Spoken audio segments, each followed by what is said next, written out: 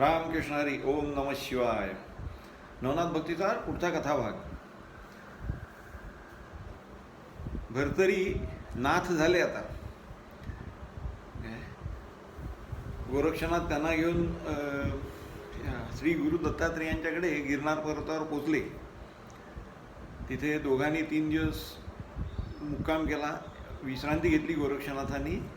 त्याच्यानंतर श्री गुरु दत्तात्रेयांनी त्यांना सांगितलं की मच्छिंद्राची माझी भेट घडवून आणि बरेच दिवस झालं मी माझ्या त्या वत्साला अजून भेटलेलो नाही आहे.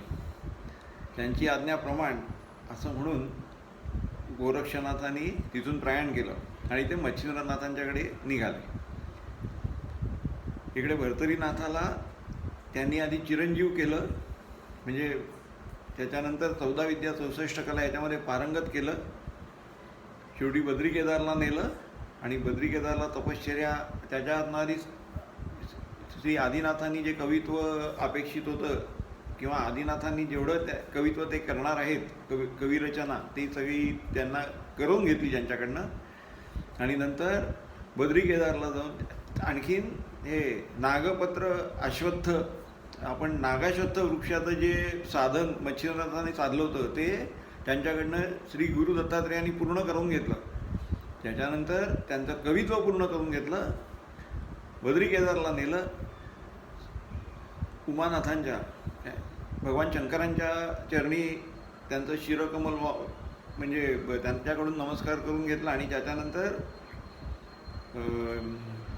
बद्रिका वनामध्ये तपश्चर्याला उभं केलं आणि गिरनार पर्वतावर श्री गुरु दत्तात्रेय परत आले. मच्छिंद्रनाथ भेटीला येतील त्यांचा मार्ग विलोकत ते तिथे स्थिर झाले. इकडे गोरक्षनाथ मदल करत जाऊन पोचले मच्छिंद्रनाथांच्याकडे गर्भगिरी पर्वतावरती. तिचे जपजाप्य त्यांना जे काही करायचं होतं त्याच्यासाठी मच्छिंद्रनाथ तिथे राहिलेले होते आणि ते आचरणात आणत होते. गोरक्षनाथ त्यांना जाऊन भेटले आणि त्यांनी सांगितलं, श्री गुरु दत्तात्रेयांनी तुमची आठवण काढली आणि सांगितलं बरेच दिवस मच्छिंद्राची माझी भेट झालेली नाही आहे, तेव्हा आपण कृपा करून त्यांच्या भेटीला चलावं. मच्छिंद्रनाथांना तो प्रस्ताव अतिशय आवडतो. मी पण म्हणे खूप दिवसात श्री गुरु दत्तात्रेयांचं दर्शन घेतलं नाही, चल वत्सा आपण काही दिवस इथली जी काही अन्निक आहेत तेवढी आटोपतो आणि नंतर निघू, असं म्हणून काही दिवस तिथे ते थांबतात. तिथला जो काही त्यांना व्याप आवरायचा असतो तेवढा आवरतात आणि दोघे जण श्री गुरु दत्तात्रेयांच्या भेटीसाठी म्हणून गिरनार पर्वताकडे जायला निघतात.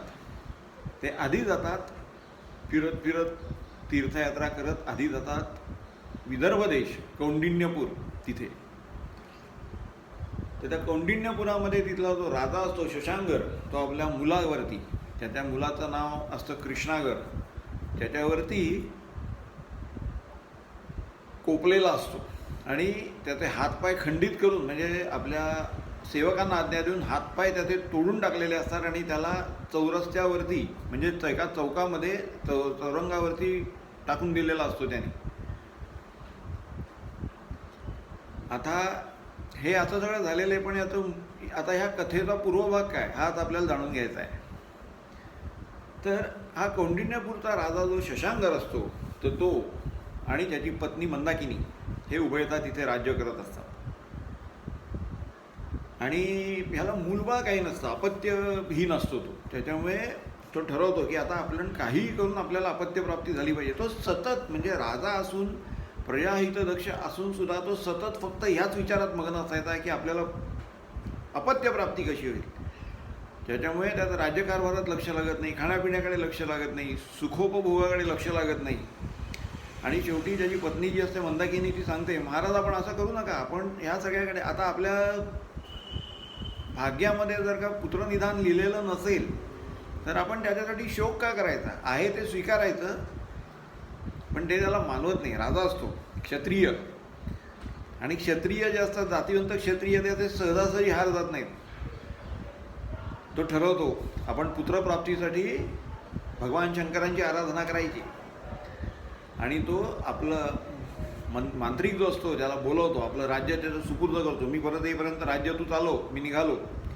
आपल्याबरोबर काही दूध घेतो विश्वासातले आणि त्यांनी असं ठरवलेलं असतं की रामेश्वरला जायचं. रामेश्वरला जाऊन रामेश्वर महाराजांना आळवायचं आणि पुत्रनिधानाची मागणी करायची.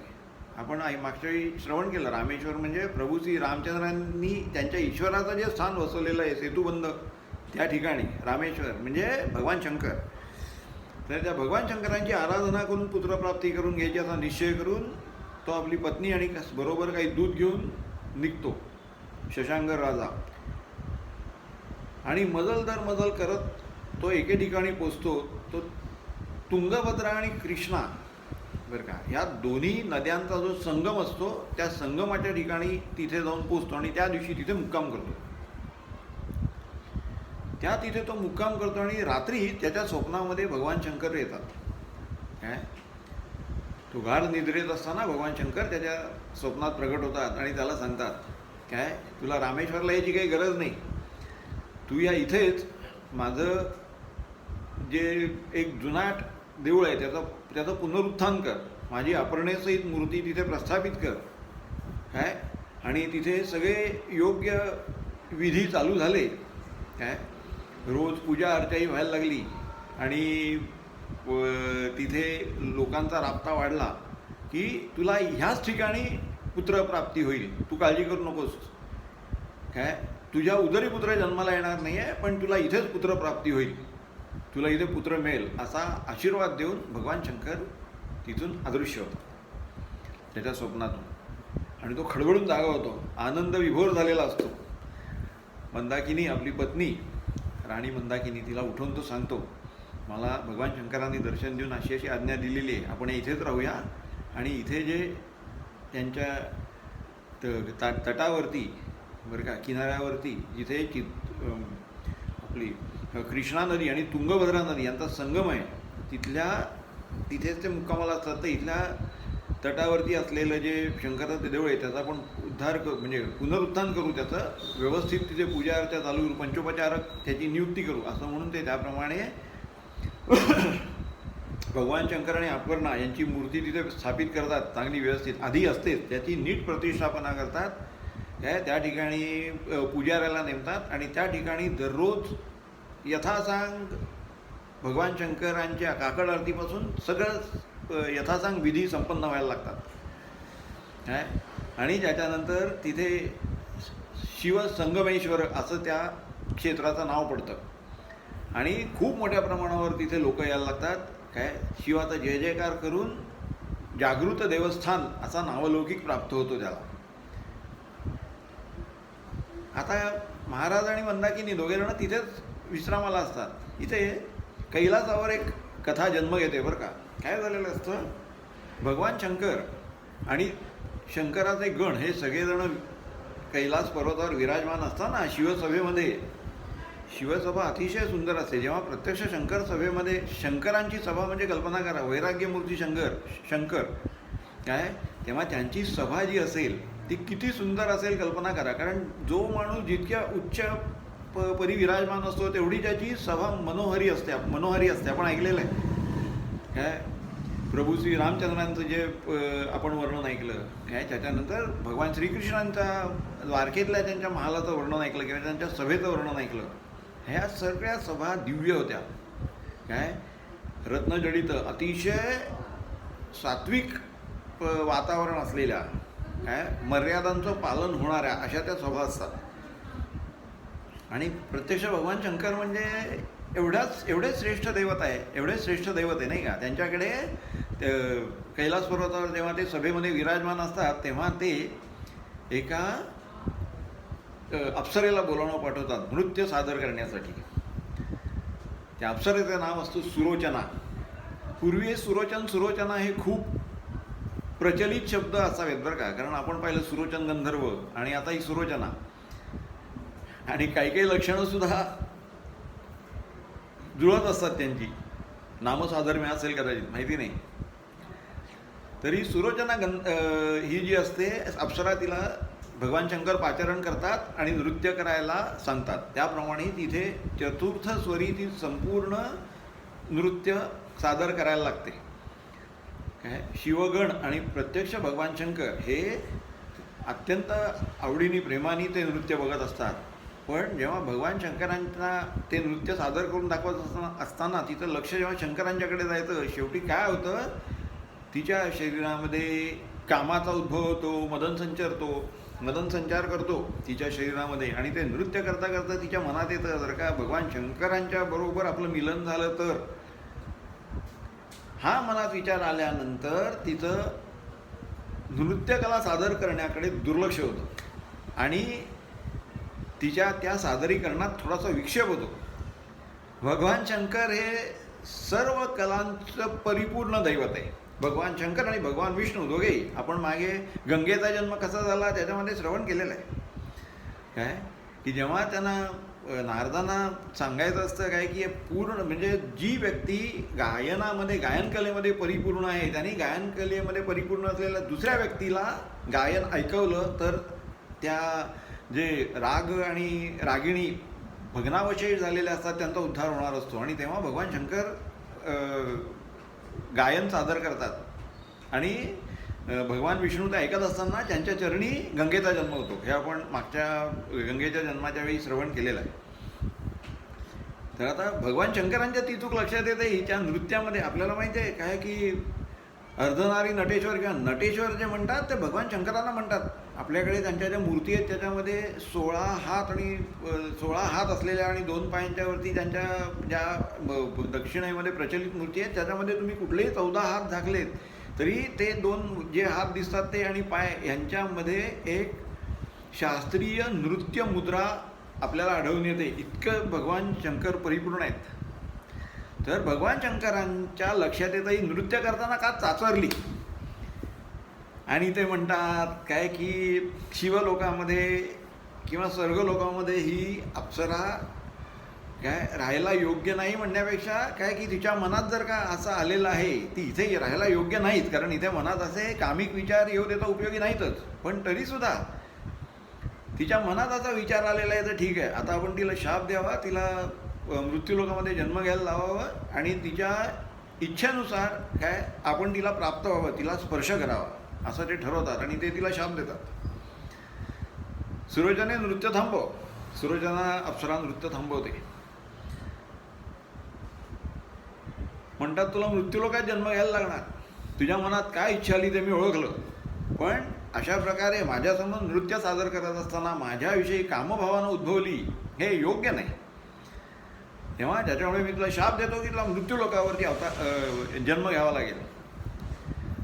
ती विलक्षण खिन्न होते ते ऐकून. भगवान शंकरांनी, भगवान शिवांनी आपल्याला नृत्य सादर करण्यासाठी अनुज्ञा दिली. कधी नव्हत इतका चांगला योग जुळून आला आणि माझ्या मनात हे काय आलं, म्हणजे आपण एखाद्या कल्पतरूखाली बसावं आणि समोर एखादं दैवत येताना दिसल्यानंतर आपल्या मनात असा भाव उदित व्हावा की अरे बापरे, समोरून बहुतेक पिशाच्य येते आणि कल्पतरूच्या खाली बसल्यामुळे तिथे खरोखरच पिशाच्य यावं आणि त्यांनी आपल्याला खण टाकावं.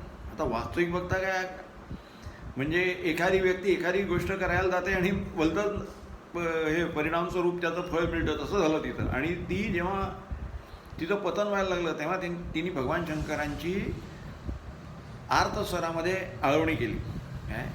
ही सुद्धा वाचण्याजोगी आहे. आपण नवनाथ भक्तीचा ह्याच्यामध्ये तिने तिच्या तोंडी जी काही एक 7-8 ओव्यांची प्रार्थना टाकलेली आहे ती आपण जरूर वाचली पाहिजे. अत्यंत आर्तपणे ती भगवान शंकरांची आळवणी करते आणि त्यांना सांगते त्राही माझ्यातनं हा अपराध घडला काय, पण आता कोणालाही आपल्याबद्दल कामभावना उत्पन्न होऊ शकते प्रभू, त्याच्यामध्ये माझा दोष काही नाही, आपण कृपा करून मला विश्वास द्यावा काय. आणि भगवान शंकर म्हणतात ठीक आहे, तुझा अंतरीचा भाव मला समजलेला आहे, तेव्हा मी तू भूतलावर अवतार तुला जन्म निश्चित घ्यायला लागणार. कुठे, ह्या इथे जिथे यांनी त्या कृष्ण आणि तुंगभद्रा यांच्या संगमाच्या तिथे हा राजा आलेला असतो शशांकर, तर त्याच्या शेजारी एक गाव असतं बरं का. तर त्या गावामध्ये तुला भद्रसंगम असं त्या गावाचं नाव असतं आणि त्या भद्रसंगम गावामध्ये तुला जन्म घ्यायला लागेल. तिथे एक ब्राह्मण कुटुंब राहतं. त्या ब्राह्मणाचं नाव आहे मित्राचार्य आणि त्याच्या पत्नीचं नाव आहे शरयू. या दोघांच्या पोटी तुला जन्म घ्यायला लागेल काय. आणि त्याच्यानंतर तू व्यवस्थित देहस्थित झालीस, मोठी झालीस की त्याच्यानंतर माझा तुला स्पर्श होईल आणि तुझा उद्धार होईल काय, असा तिला उशाप देतात. आणि ती सभा संपते. हिला नाईलाजाने तिथे तिथं शिवलोकातनं पतन होतं. त्याचवेळी इथे हा जो मित्राचार्य आणि ही शरयू हे जे दाम्पत्य असतं ते आता वृद्धत्वाकडे झुकायला लागलेलं असतं, पण त्यांच्या उदरी संतती नसते, क्षीण असतात, दोघे वाईट वाटत असतं, काय खिन्न असतात. पण भगवान शंकरांच्या आज्ञेनुसार एके दिवशी तिला गर्भ राहतो आणि यथाकाल ती प्रसूत होते आणि एक अत्यंत सुंदर लावण्यवती कन्या जन्म घेते बरं का. आणि त्या मुलीचं नाव ते अतिशय प्रेमाने ठेवतात कदंबा. ते लहान ती हळूहळू मोठी व्हायला लागते, अतिशय सुंदर, साक्षात अप्सरा असते काय. शापामुळे जन्म घ्यायला लागलेला असतो, पण अप्सरेची सगळी लक्षणं असतात काय. मोठे डोळे, अतिशय कमनीय बांधा, दिसायला अतिशय सुंदर काय. त्याच्यानंतर शरीराचा सुगंध खूप अंतरापर्यंत पसरत असे काय.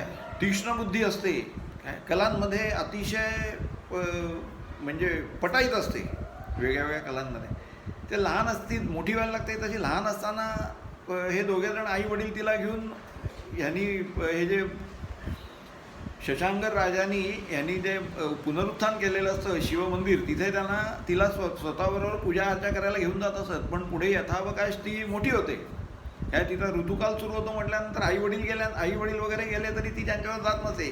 ती स्वतः नंतर एकटीच जायची आणि यथासांग भगवान शंकरांची पूजा अर्चा करत असे. आता ती 13 वर्षाची झालेली असते. वास्तविक बघता तेव्हाच्या वेळी 9-10 वर्षाच्या मुली झाली की लग्न होत असत. म्हणून तिचे वडील तिच्यासाठी मुलगा बघायला लागतात, पण ती ठामपणे नकार देते नाही, कारण ती शिवाची अनन्य भक्त असते, भगवान शिवांची. ती म्हणते तुम्ही माझ्या लग्नाच्या काहीही घाट घालू नका, मला विवाह करायचा नाही, मी भगवान शंकरांची भक्त आहे. म्हणून ती विवाहाला ठाम नकार देते. आणि 13 वर्षाची असतानाच एकदा आई वडील तिकडे ह्याच्यामध्ये भगवान शंकरांच्या मंदिरात देवालयात जाऊन येतात परत. आणि त्याच्यानंतर एकटी ही शुभांगी म्हणजे चारुगात्री, जिची अंग शुभ आहेत बरं का, अशी गतजन्मीची अप्सरा जी असते ती कदंबा ही त्या भगवान शंकरांच्या देवालयात जाते. आणि एकटी ती तिथे असताना ती अनन्य भावाने त्यांची अर्चना भक्ती करायला लागते. आणि त्याच्यानंतर काय होतं हा कथाभाग आपण पुढच्या भागात ऐकू. आज आपण इथे थांबू. आज आपण मला अनुज्ञा द्या. रामकृष्ण हरी.